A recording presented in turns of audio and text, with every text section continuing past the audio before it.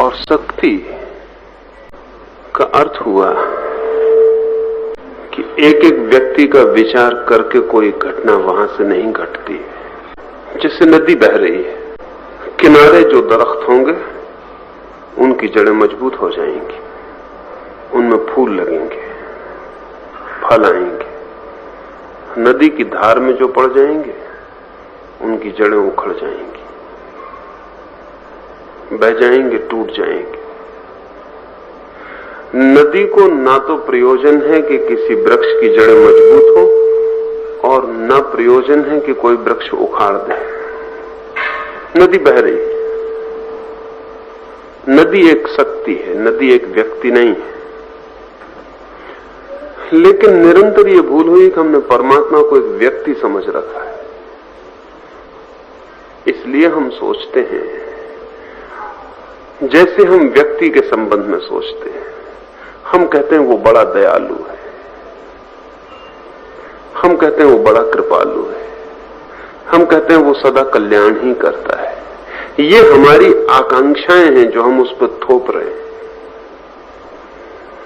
व्यक्ति पे तो ये आकांक्षाएं थोपी जा सकती, और अगर वो इनको पूरा न करे तो उसको उत्तरदायी ठहराया जा सकता है। शक्ति पे ये आकांक्षाएं नहीं थोपी जा सकती। और शक्ति के साथ जब भी हम व्यक्ति मान के व्यवहार करते हैं तब हम बड़े नुकसान में पड़ते हैं, क्योंकि हम बड़े सपनों में खो जाते हैं। शक्ति के साथ शक्तिमान के व्यवहार करेंगे तो बहुत दूसरे परिणाम होंगे। जैसे कि जमीन में ग्रेविटेशन है, कशिश, गुरुत्वाकर्षण। आप जमीन पे चलते हैं तो उसी की वजह से चलते हैं, लेकिन वो इसलिए नहीं है कि आप चल सकें। आप न चलेंगे तो गुरुत्वाकर्षण नहीं रहेगा, इस भूल में मत पड़ जाना। आप नहीं थे जमीन पे तो भी था, एक दिन हम नहीं भी होंगे तो भी होगा।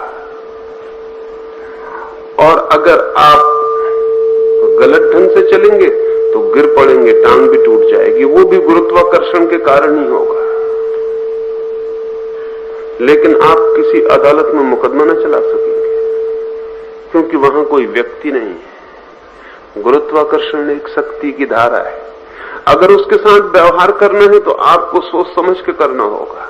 वो आपके साथ सोच समझ के व्यवहार नहीं कर रही है। परमात्मा की शक्ति आपके साथ सोच समझ के व्यवहार नहीं करती। परमात्मा की शक्ति कहना ठीक नहीं है। परमात्मा शक्ति ही है, वो आपके साथ सोच समझ के व्यवहार नहीं है। उसका अपना शाश्वत नियम है। उस शाश्वत नियम का नाम ही धर्म है। धर्म का अर्थ है उस परमात्मा नाम की शक्ति के व्यवहार का नियम। अगर आप उसके अनुकूल करते हैं, समझपूर्वक करते हैं, विवेकपूर्वक करते हैं, तो वो शक्ति आपके लिए कृपा बन जाएगी। उसकी तरफ से नहीं, आपके ही कारण। अगर आप उल्टा करते हैं, नियम के प्रतिकूल करते हैं, तो वो शक्ति आपके लिए अकृपा बन जाएगी। परमात्मा अकृपा नहीं है, आपके ही कारण। तो परमात्मा को व्यक्ति मानेंगे तो भूल होगी। परमात्मा व्यक्ति नहीं है, शक्ति है। और इसलिए परमात्मा के साथ न प्रार्थना का कोई अर्थ है, न पूजा का कोई अर्थ है। परमात्मा के साथ अपेक्षाओं का कोई भी अर्थ नहीं। यदि चाहते हैं कि परमात्मा, वो शक्ति आपके लिए कृपा बन जाए, तो आपको जो भी करना है वो अपने साथ करना। इसलिए साधना का अर्थ है, प्रार्थना का कोई अर्थ नहीं। ध्यान का अर्थ है, पूजा का कोई अर्थ नहीं। इस फर्क को ठीक से समझ लें। प्रार्थना में आप परमात्मा के साथ कुछ कर रहे हैं, अपेक्षा, आग्रह, निवेदन, मांग। ध्यान में आप अपने साथ कुछ कर रहे हैं। पूजा में आप परमात्मा से कुछ कर रहे हैं, साधना में आप अपने से कुछ कर रहे हैं। साधना का अर्थ है अपने को ऐसा बना लेना कि धर्म के प्रतिकूल आप न रह जाएं, और जब नदी की धारा बहे तो आप बीच में न पड़ जाएं, तट पे हों कि नदी की धारा का पानी आपकी जड़ों को मजबूत कर जाए, उखाड़ न जाए। जैसे ही हम परमात्मा को शक्ति के रूप में समझेंगे, हमारे धर्म की पूरी व्यवस्था बदल जाती। तो जो मैंने कहा कि यदि आकस्मिक घटना घट जाए तो दुर्घटना बन सकती है। दूसरी बात पूछी है कि क्या अपात्र को भी वो घटना घट सकती है? न, अपात्र को कभी नहीं घटती, घटती तो है पात्र को ही, लेकिन अपात्र कभी आकस्मिक रूप से पात्र बन जाता है, जिसका उसे खुद भी पता नहीं चलता। घटना तो सदा ही पात्र को घटती है। जैसे प्रकाश आंख को ही दिखाई पड़ता, आंख वाले को ही दिखाई पड़ता है, अंधे को नहीं दिखाई पड़ता, न दिखाई पड़ सकता है। लेकिन अगर अंधे की आंख का इलाज किया गया हो और वो आज ही अस्पताल से बाहर निकल के सूरज को देख ले तो दुर्घटना घट जाएगी। उसे महीने 2 महीने हरा चश्मा लगा के प्रतीक्षा करनी चाहिए। अपात्र एकदम से पात्र बन जाए तो दुर्घटना ही घटेगी, इसमें सूरज कसूरवार नहीं होगा। उसको 2 महीने आंखों को सूर्य के प्रकाश के झेलने की क्षमता भी विकसित करने देनी चाहिए, नहीं तो वो पहले जितना अंधा था उससे भी ज्यादा खतरनाक अंधा हो जाएगा। क्योंकि पहले वाले अंधेपन का इलाज भी हो सकता था, अब इलाज भी मुश्किल होगा, क्योंकि ये दोबारा अंधा हुआ है। तो इसको ठीक से समझ लेना, पात्र को ही अनुभूति आती है, लेकिन अपात्र कभी शीघ्रता से पात्र बन सकता है, कभी ऐसे कारणों से पात्र बन सकता है जिसका उसे पता भी ना चले।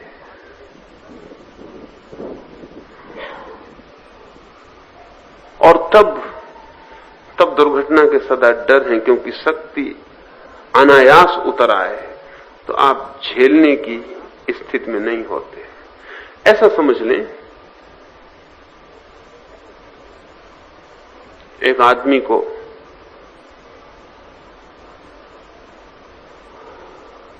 अनायास कुछ भी मिल जाए, धन मिल जाए,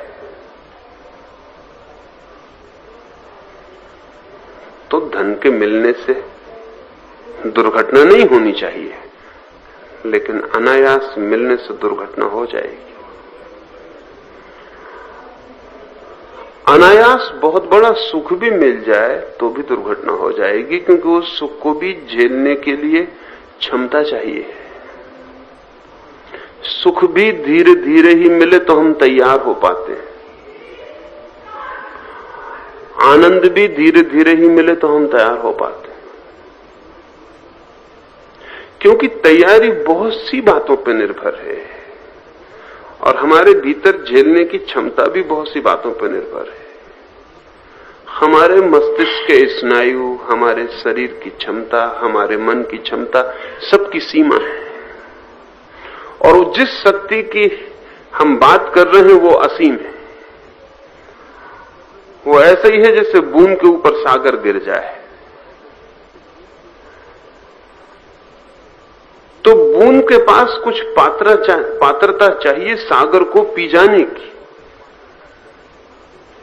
नहीं तो अनायास तो सिर्फ बूंद मरेगी ही, मिटेगी ही, पा नहीं सकेगी कुछ। इसलिए अगर इसे ठीक से समझें तो साधना में दोहरा काम है। उस शक्ति के मार्ग पर अपने को लाना है, उसके अनुकूल लाना है, और अनुकूल लाने के पहले अपने को सहने की क्षमता भी बढ़ानी है। ये दोहरे काम साधना के हैं। एक तरफ से द्वार खोलना है, आंख ठीक करनी है, और दूसरी तरफ से आंख ठीक हो जाए तो भी प्रतीक्षा करनी है और आंख को भी इस योग बनाना है कि वो प्रकाश को देख सके। अन्यथा बहुत प्रकाश अंधेरे से भी ज्यादा अंधेरा सिद्ध होता है। इसमें प्रकाश का कोई भी कसूर नहीं, इसमें प्रकाश का कोई लेना देना नहीं, ये बिल्कुल एक एक तरफा मामला है, हमारे ऊपर ही निर्भर है। इसमें हम जिम्मेदारी कभी दूसरे पर न दे पाएंगे। अब जैसे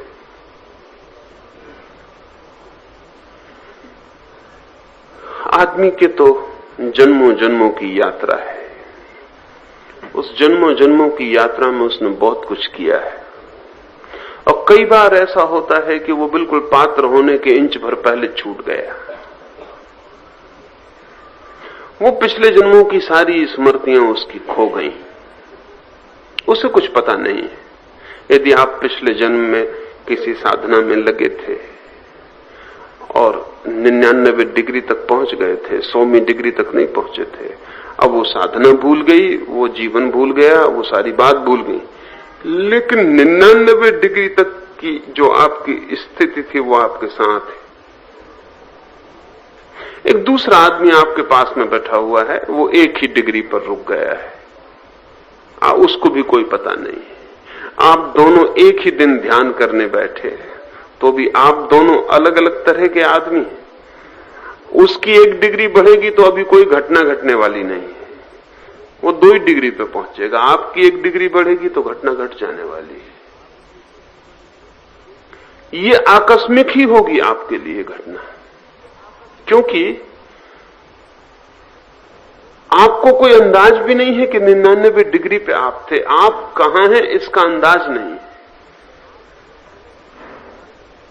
और इसलिए एकदम से पहाड़ टूट पड़ सकता है, उसकी तैयारी चाहिए। और जब मैं कहता हूं दुर्घटना, तो मेरा मतलब इतना ही है कि जिसकी हमारे लिए तैयारी नहीं थी। अनिवार्य रूप से दुर्घटना का मतलब दुख नहीं होता।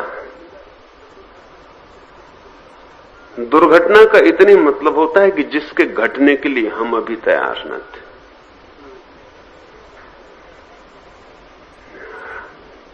दुर्घटना का मतलब अनिवार्य रूप से बुरा नहीं होता। अब एक आदमी को 1 लाख रुपए की लॉटरी मिल गई हो तो कुछ बुरा नहीं हो गया है, लेकिन मृत्यु घटित हो जाएगी, वो मर सकता है। 1 लाख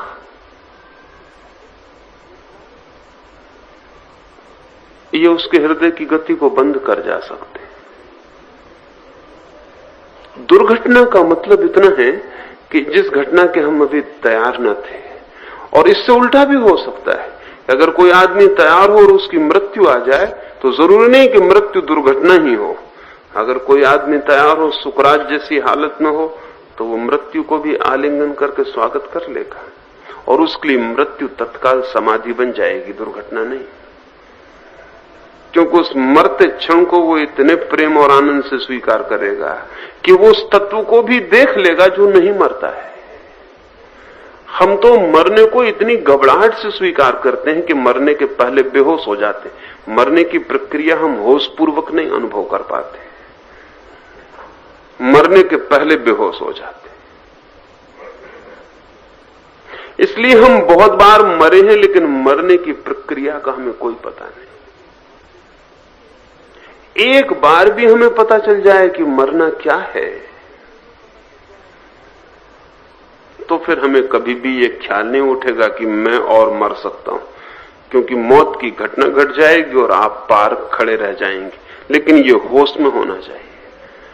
तो मृत्यु भी किसी के लिए सौभाग्य हो सकती, और प्रसाद ग्रेस भी किसी के लिए दुर्भाग्य हो सकती। इसलिए साधना दोहरी है, पुकारना है, बुलाना है, खोजना है, जाना है, और साथ साथ तैयार भी होते चलना है कि जब आ जाए द्वार पर प्रकाश, तो ऐसा न हो कि प्रकाश भी हमें अंधेरा ही सिद्ध हो और अंधा कर जाए।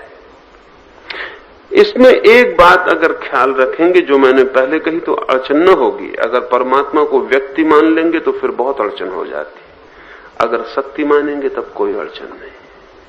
व्यक्ति मान के बहुत कठिनाई हो गई, और हमारे मन की इच्छा ऐसी होती है कि व्यक्ति हो, क्योंकि व्यक्ति बना के हम उसको रिस्पॉन्सिबल बना देते हैं। फिर जिम्मेदारी अपनी पूरी नहीं रह जाती, उसकी भी कुछ हो जाती। और हम तो छोटी छोटी चीजों के लिए उसको उत्तरदायी बनाते हैं, बड़ी चीजों की तो बात अलग। एक आदमी को नौकरी मिल जाए तो परमात्मा को धन्यवाद देता है, नौकरी छूट जाए तो परमात्मा पर नाराज होता है, किसी को फोड़ा फुंसी हो जाए तो परमात्मा पर कहता है उसने कर दिया, किसी का फोड़ा फुंसी ठीक हो जाए तो कहता भगवान की कृपा से ठीक हो रहा। लेकिन हम कभी ख्याल नहीं करते कि हम कैसे काम भगवान से ले रहे हैं, और कभी ये ख्याल नहीं करते कि बड़ी इगोसेंट्रिक धारणा है ये कि मेरे फोड़े फिंसी की फिक्र भी भगवान कर रहा है, कि हमारा 1 रुपया गिर गया और सड़क पर लौट के मिल गया तो हम कहते हैं भगवान की कृपा से। मेरे 1 रुपये का भी हिसाब किताब जो है वो भगवान रख रहा है, ये सोच के भी मन को बड़ी तृप्ति मिलती है, क्योंकि मैं तब इस सारे जगत के केंद्र पर खड़ा हो गया और परमात्मा से ही मैं जो एक व्यवहार कर रहा हूं वो एक नौकर का व्यवहार है।